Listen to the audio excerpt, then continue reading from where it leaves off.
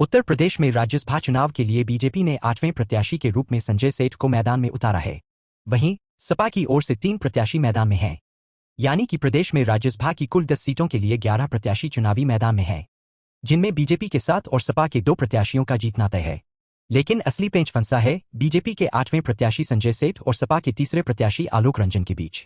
ऐसे में दोनों ही पार्टियों ने कमर कस ली है, जिसको लेकर सूबे की सियासत गर्मा गई है। तो आइए जानते हैं कौन है संजय सेठ, जिनके मैदान में उतरने से बढ़ गई है सियासी गर्मी। प्रतिष्ठित उद्योगपति हैं संजय सेठ।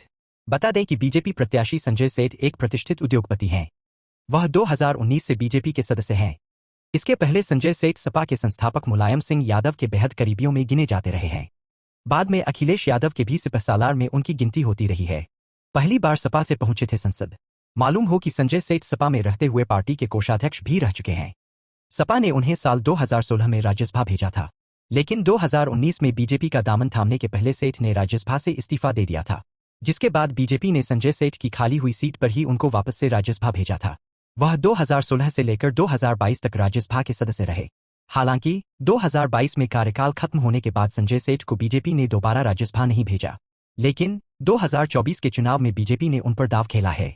बताया जा रहा है कि संजय सेठ ने बीजेपी नेतृत्व को भरोसा दिलाया है कि वह अपनी जीत के लिए वोटों का जुगाड़ करेंगे, जिसके बाद पार्टी ने उन्हें अपने 8वें प्रत्याशी के रूप में उतारा है।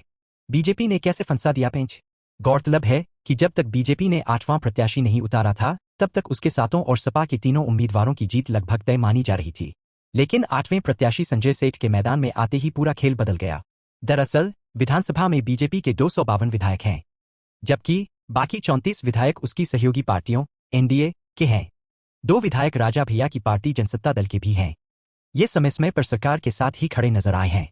अगर इन्हें भी जोड़ लें तो बीजेपी के पास 288 विधायकों का समर्थन है। लेकिन बीजेपी को 8 उम्मीदवार जिताने के लिए 296 विधायकों के वोटों की जरूरत है।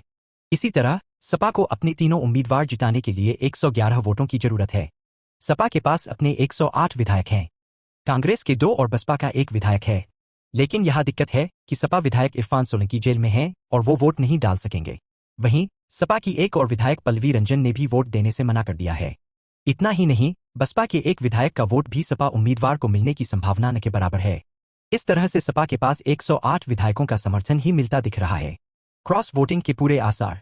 ऐसे में क्रॉस वोटिंग के पूरे आसार हैं। सपा के कई विधायकों का बीजेपी के पाले में जाना तय माना जा रहा है। वोटिंग से ठीक पहले 27 फरवरी कुछ विधायकों ने तो इस्तीफा भी दे दिया है। समाजवादी विधायकों का बीजेपी के पाले में जाना तय माना जा रहा है।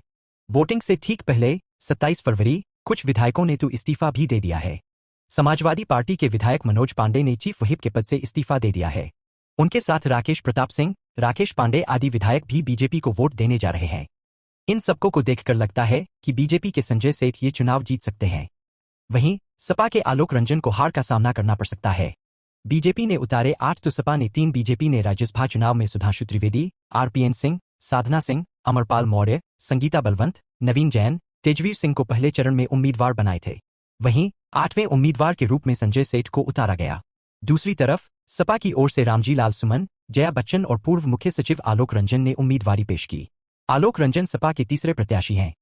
इसलिए राज्यसभा चुनाव के लिए लड़ाई संजय सेठ और आलोक रंजन के बीच है।